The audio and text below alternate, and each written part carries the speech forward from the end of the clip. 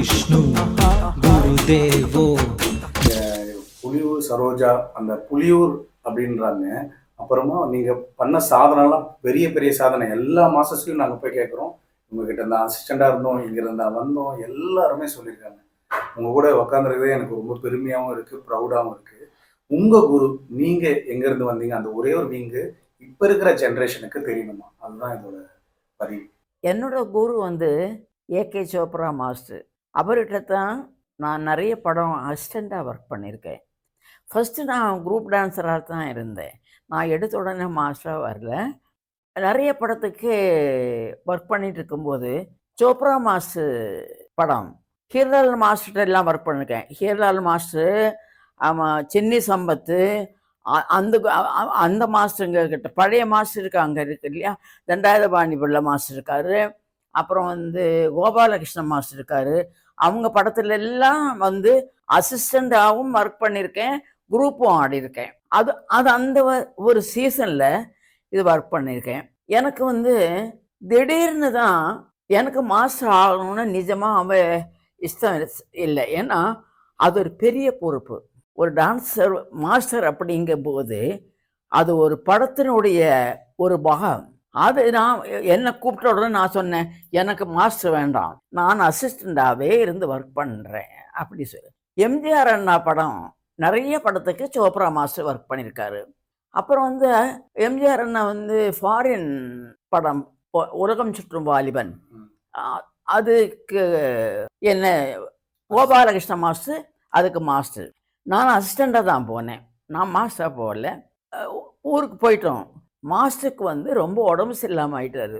உடனே மாஸ்டர் அங்கேருந்து திருப்பி அனுப்பிட்டார். அனுப்பிட்டு சொன்னார், சரோஜாவை வச்சு பண்ணிக்கலாம். ஏன்னா நான் நிறைய படம் அவருக்காக பண்ணுற படத்தில் இருக்கிற எந்த மாஸ்டர் ஆனாலும் அவர் ஒரு கண்டிஷன் போட்டிருக்காரு, சரோஜா தான் எனக்கு அசிஸ்டண்ட்டு இது வரணும், அது ஒரு கண்டிஷன். அது யார் இது பண்ண எந்த மாஸ்டர் கூப்பிட்டாலும். அப்போ நீங்க அந்த உலகம் சுற்றும் வாலிபன்ல போயிட்டு அவர் மாஸ்டர் இருந்தாலும் நீங்க போய் அதை கோரியோகிராஃபி கோரியோகிராஃபி நான் பண்ணினேன். எந்த பாட்டு? அதுக்கு ஃபுல் படமா, ஏன்னா யாருமே இல்லையே அங்கே. நமக்கு நாகர அதெல்லாம் எடுத்துகிட்டு போய் பாட்டு எடுக்க முடியாது. நம்ம என்ன பண்ணணும் அப்படின்னா, அங்கே ஆளுங்களும் கம்மி. ஏன்னா அவ்வளோ தொலைவு நிறைய பேர் இது பண்ணிட்டு இருக்க முடியாது. டேப் ரெக்கார்டு, அந்த காலத்தில் டேப் ரெக்கார்டு இருக்கும், இப்போ டேப் ரெக்கார்டெல்லாம் கிடையாது. அந்த டேப் ரெக்கார்டு என்கிட்ட இருக்கும், என் ஷோல்டரும் மாட்டிருக்கும். இவருடைய காஸ்டியூம்ஸு அது ட்ரெஸ்ஸுக்கு எல்லாம் ஒரு இதில் பேக் பண்ணி இந்த பக்கம் வச்சுருப்பேன். அதாவது அந்த கண்டினியூட்டி பார்த்து அசிஸ்டண்ட்டு ஒருத்தர் தான் இருக்கார், என்னை எழுத சொல்லுவார். அதில் எந்த டைலாகுக்கு எந்த சீனுக்கு என்ன ட்ரெஸ்ஸு போட்டிருக்கோம், நம்ம பாட்டு எடுக்கிறோம் இல்லையா, அங்கங்கே எடுக்கிறது. அதாவது மொத்தமாக நம்ம பாட்டு எடுக்கல. நம்ம பாட்டு எப்படி எடுத்தோம், போயிட்டே இருக்கும்போது ஃப்ளைட்டில் போய் எங்கே போய் இறங்குறோமோ அந்த இடத்துல ஏதாவது ஒரு லொக்கேஷன் இது இருந்ததுன்னா உடனே சின்னவர், நாங்கள் அவர் சின்னவர்னு தான் கூப்பிடுவோம், உடனே அவர் வந்து இறங்கி அந்த இடத்த பார்த்துட்டு என்னை தோழான்னு கூப்பிடுவார். தோழா இங்கே வாங்க அப்படிம்பாரு. இங்கே வந்து ஒரு மூமெண்ட் செட் பண்ணிக்கோ, இங்கே வந்து ஒரு இது நம்ம எடுக்க போகிறோம், அதில் எந்த பிட்டு அங்கே எடுத்தால் நல்லா இருக்கும் அப்படின்னு நானே ஒரு முடிவு பண்ணுவேன். இவர் ஒரு லாங்கு ரெண்டு பேருமா சேர்ந்து இது பண்ணுறாங்க, அவர் மட்டும் தனியாக இல்லை. அவரும் ஃபாரின் ஆர்டிஸ்ட் ஒரு பொண்ணு போட்டிருந்தது, பச்சை கிளி, முத்துச்சரம், அந்த மாதிரி தமிழும் வராது. அதனால பார்த்தேன், அது கொஞ்சம் லாங் ஷார்ட்டா இவர் வைக்கிறாரு. பொன்பட்டாடை மூடி செல்லும் தேன் சிட்டோடும் இல்ல, நான் தொட்டாடும் வேளை தோறும் போதை என்ன சொல்ல. ஸோ ரெண்டு பேரும் அங்கே இருந்தால் நல்லா இருக்கும் சொல்லிட்டு நானே அவர்கிட்ட போய் சின்னவர்கிட்ட போய் சொன்னேன், ஆனால் நீங்கள் ரெண்டு பேரும் இது பண்ணுற பிட்டை நம்ம இங்கே எடுத்தோம்னா நல்லா இருக்கும். ஏன்னா அந்த அம்மா லிப்பு கரெக்டாக கொடுக்க மாட்டேங்குது. பச்சை கிளி முத்துச்சரம் யாரோ அப்படி எக்ஸ்பிரஷனோட பண்ணணும். அதை பச்சை கிளி முத்துச்சரம் யாரோ அப்படி சொன்னால் நல்லா இருக்காது.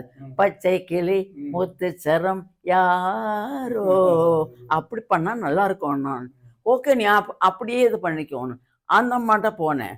அந்த அம்மா இங்கிலீஷ் கொஞ்சம் பேசுது, லாங்குவேஜ் எதுவும் நம்ம இதில் வரமாட்டேங்குது. அப்போ நான் சொன்னேன், எனக்கு 5 நிமிஷம் டைம் கொடுத்து கிட்டக்க போய் சொன்னேன், பச்சை கிளி யூ டெல். பச்சை கிளி நோ பச்சை கிளி முத்துச்சரம் யாரோ, அப்படி ஆக்ஷன் பண்ணணும். அது சின்னவர் கிட்டக்க நீங்க போது அவர்கிட்ட நீ இதை சொல்லணும். I don't know master, please you must do, you are good dancer, I know, okay I will do. Camera back side you see me, follow, okay okay. அப்படி சொல்லிட்டு இந்த எகைன் ஒரு ரிஹர்சல் பார்த்தேன். இதே மாதிரி கேமரா பின்னாடி நான் நின்று பச்சை கிளி முத்துச்சரம் யாரோ, அங்கே இருந்து அது பார்த்துக்கிடுச்சு. Okay I will do. Sir கொஞ்சம் உனக்கு நீ இங்கே இருந்து பேசுகிற, அப்படி பண்ணக்கூடாது, அவரை லவ் பண்ணுற நீ, can understand, okay master I will two. அப்புறம் அண்ணாண்ட சொன்னான்னா அந்த அம்மா ரெடி எடுக்கலாம் அப்படின்னு.